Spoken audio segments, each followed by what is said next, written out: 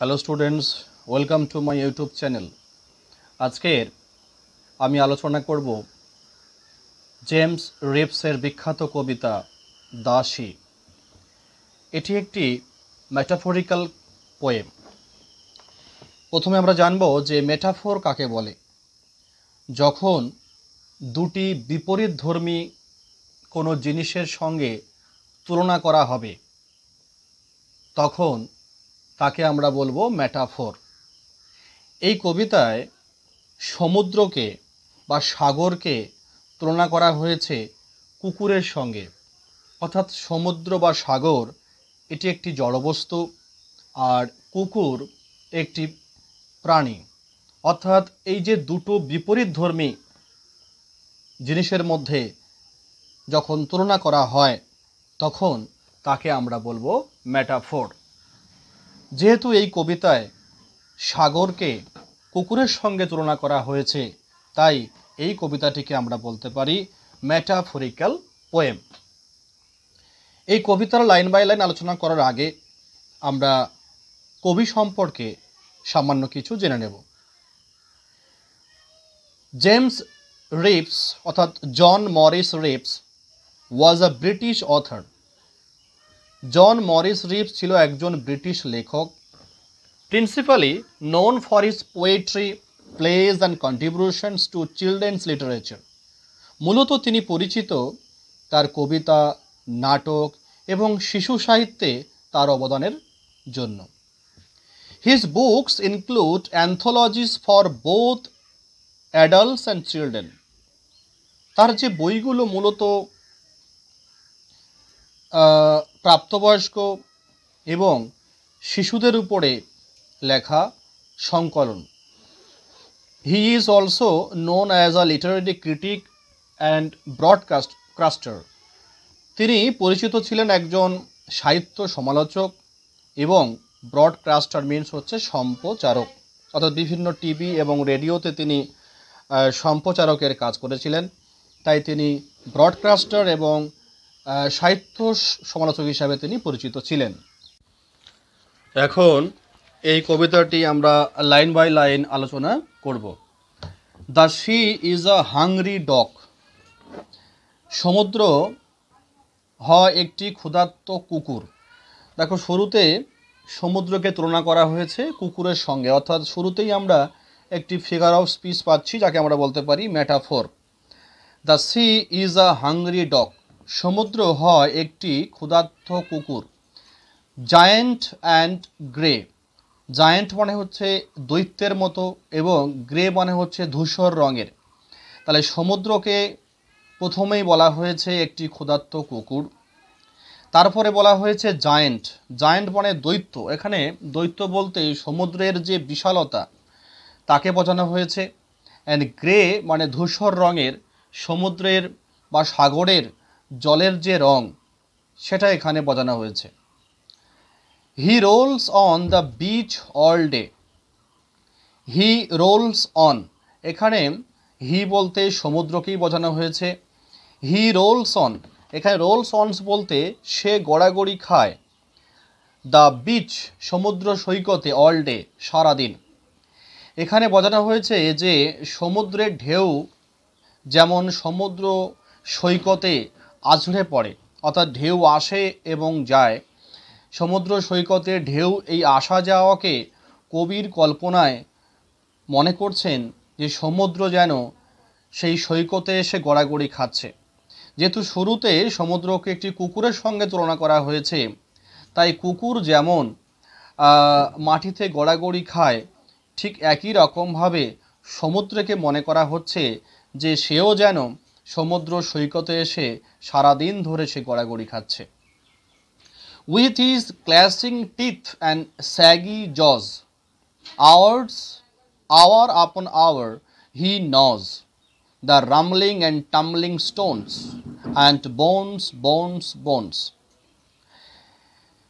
With his clashing teeth, দেখো ক্ল্যাশিং মানে হচ্ছে একটি দাঁতের সঙ্গে আরেকটি দাঁতের যদি চাপ সৃষ্টি করা হয় তখন যে শব্দ হয়, অর্থাৎ দাঁতের যে কর্মর শব্দ হয়।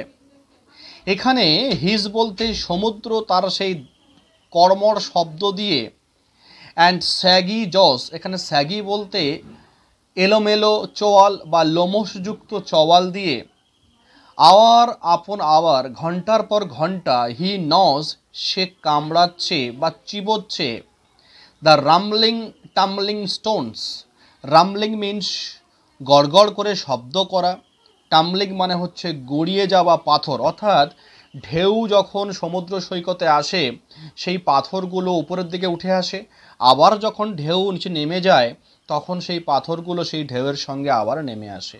এই যে পাথরে পাথরে যে শব্দ হয় সেই শব্দকে এখানে বলা হয়েছে যে গড়গড় শব্দ। তাহলে হি নজ, তাহলে এখানে হি বলতে সমুদ্র যেন সেই পাথরগুলোকে কি করছে, কামড়াচ্ছে এবং চিবোচ্ছে। কি দিয়ে না, তার সেই ক্লাসিং টিথ, তার সেই কর্মর শব্দ করা দাঁত দিয়ে, এবং তার সেই স্যাগি জস, তার সেই চোয়াল দিয়ে সেই পাথরগুলোকে যেন সে কামড়াচ্ছে। অ্যান্ড বোনস বোনস বোনস, আর সে যেন চেঁচিয়ে চেঁচিয়ে বলছে হাড় হাড় হাড়।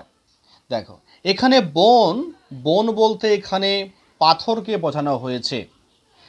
তাহলে সমুদ্র কি করছে না, সেই পাথরগুলোকে হাড় মনে করে কি করছে না, সে কামড়াচ্ছে এবং চিবোচ্ছে তার সেই দাঁত দিয়ে।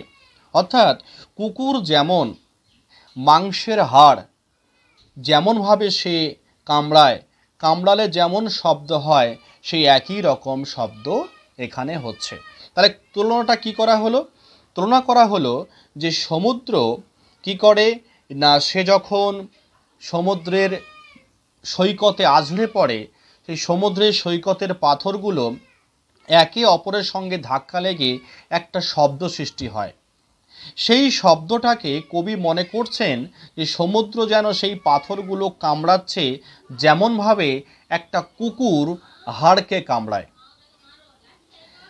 দ্য জায়েন্ট সি ডগ মোনস, সেই দৈত্যাকার অর্থাৎ দৈত্যের মতো যে সামুদ্রিক বা সমুদ্র কুকুর, এখানে জায়েন্ট মানে কি বলা হয়েছে আমি আগে বলেছি, জায়েন্ট মানে হচ্ছে সমুদ্রের যে বিশালতাকে বোঝানো হয়েছে, সেই যে বিশাল বড় যে সাগর বা সমুদ্র, সেই সমুদ্র কি করছে, মোনস, এখানে মন মানে হচ্ছে দীর্ঘশ্বাস ফেলছে।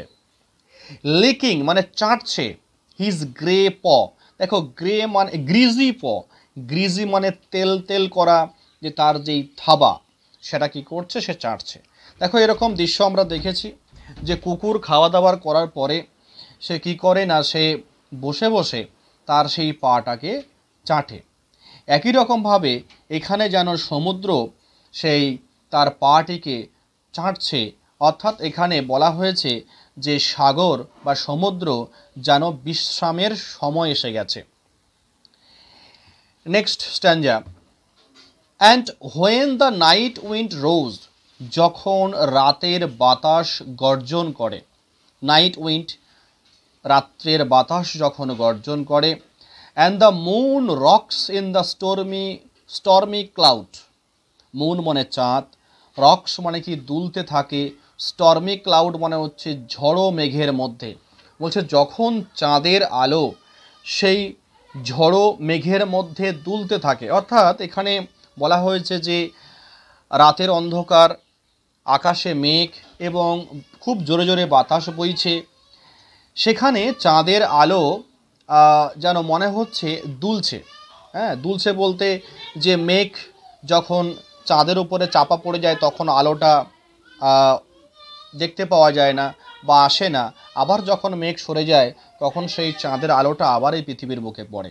এটা কবির কল্পনা যেন মনে হচ্ছে যে চাঁদের আলো সেই ঝোড়ো মেঘের মধ্যে দুলছে।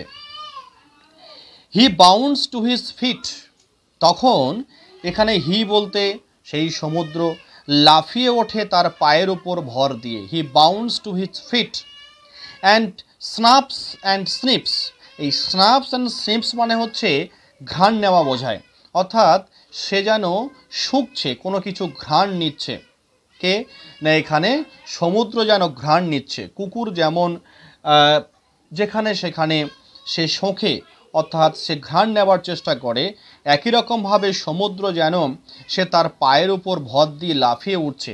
এখানে লাফিয়ে ওঠা বলতে সমুদ্রের যে উত্তাল ঢেউ, প্রবল ঢেউকে তুলনা করা হয়েছে। অর্থাৎ যখন বাতাস বয় তখন সমুদ্র উত্তাল হয়ে ওঠে, সেই চিত্রটিকে এখানে দেখানো হয়েছে। যেন মনে হচ্ছে সেই শান্ত কুকুর সে যেন হঠাৎ করে তার ঘুম ভেঙে গেছে এবং সে লাফিয়ে উঠছে, এবং লাফিয়ে উঠে সে সব কিছু শুঁকে শুঁকে দেখছে, অর্থাৎ সে ঘ্রাণ নিচ্ছে। তারপরে কি, শেকিং হিজ ওয়েট সাইড, দেখো ওয়েট মানে ভেজা, সাইড মানে হচ্ছে দেহ। শেকিং মানে কি, ঝাঁকিয়ে নিচ্ছে। ওভার দ্য ক্লিপস মানে হচ্ছে খাড়া উপকূলীয় পাহাড়, অর্থাৎ পাহাড়ের যে খাড়াই দিক। এখানে যে চিত্রটি ফোটানো হয়েছে সেটি হচ্ছে যে সমুদ্রের ঢেউ যখন এই পাহাড়ের গায়ে যখন ধাক্কা লাগে তখন সেখান থেকে জল ছিটকে এসে অনেক দূরে দূরে পড়ে। অর্থাৎ এখানে বলা হয়েছে যে কুকুর যখন স্নান করে বা কুকুর যখন ভিজে যায় তখন সে তার গায়ের জলটাকে ফেলে দেওয়ার জন্য গাটাকে ঝাঁকিয়ে নেয়। সেই একই রকম কল্পনা কবি করছেন যে সমুদ্র যেন তার গাটাকে ঝাঁকিয়ে নিচ্ছে এবং গায়ে লেগে থাকা যে জলগুলো সে ছিটকে ফেলে দিচ্ছে। এইভাবে কিভাবে না, পাহাড়ের গায়ে ধাক্কা খেয়ে।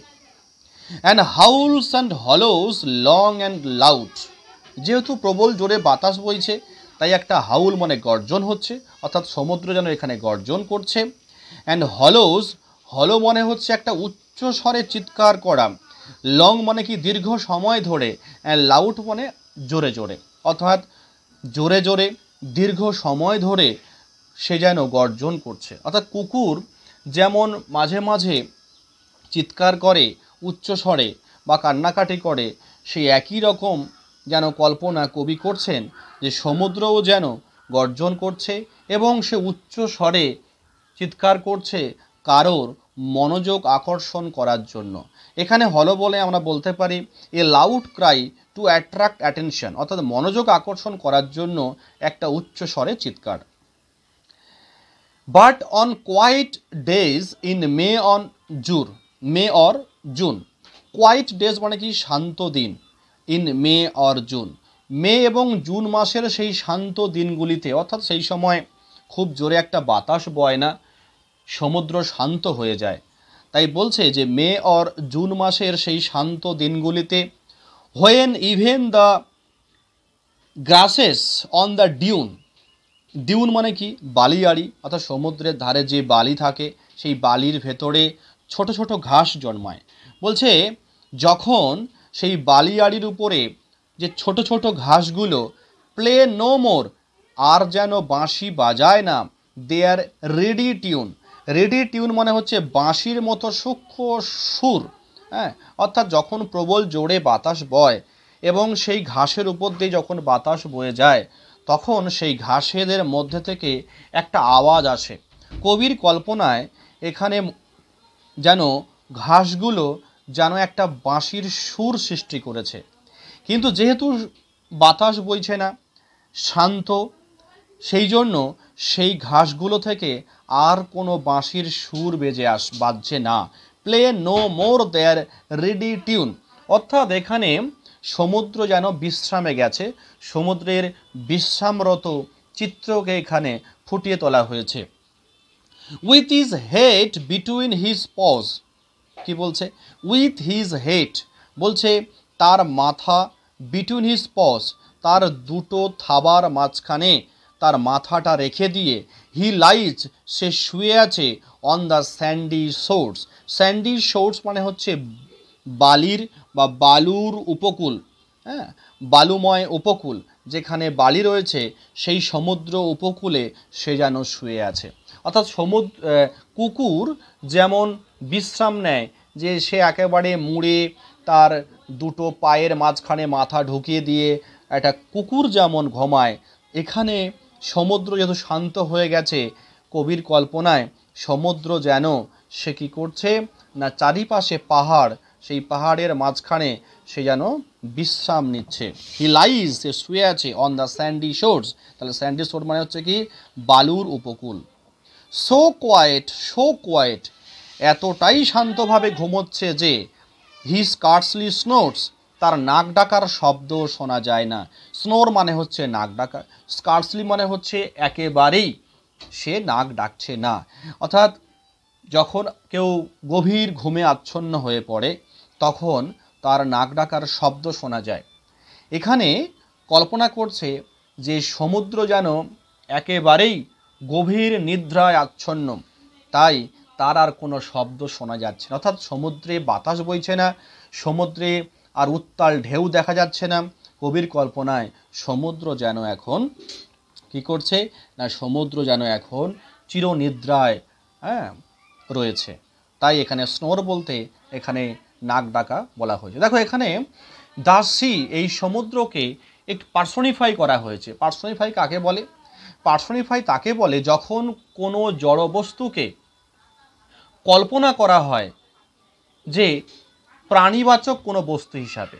যেমন যদি আমরা মনে করি যে একটি পেন, তাহলে পেন হচ্ছে একটা জড়বস্তু। যদি আমরা মনে করি যে the pen is calling me, অর্থাৎ কলমটি আমাকে ডাকছে, তাহলে কলম কখনো কাউকে ডাকতে পারে না, কিন্তু কল্পনায় আমরা মনে করি যে কলমটি আমাকে ডাকছে। এরকম যখন ঘটবে যে জড়বস্তুকে যখন প্রাণের সত্তা দেয়া হবে, তখন সেগুলোকে আমরা বলতে পারি পার্সনিফিকেশন। এখানে the sea is a personification, একটা ফিগার অফ স্পিচ, পার্সনিফিকেশন। এই কবিতায় জেমস রিভস কেবল সমুদ্রের বাহ্যিক রূপই তুলে ধরেনি, বরং এর মাধ্যমে তিনি আমাদের প্রকৃতির ভিতরের যে গুণাবলী ও মানুষের অনুভূতির সঙ্গে তার মিল আছে সেটাও তুলে ধরেছেন। এর অন্তর্নিহিত অর্থে কি রয়েছে? যে সমুদ্র যেমন কখনো ভয়ঙ্কর আবার কখনো ধ্বংসাত্মক হয়ে ওঠে, তেমনি আমাদের মনও মাঝে মাঝে রাগ, হতাশা বা উত্তেজনায় ভরে ওঠে।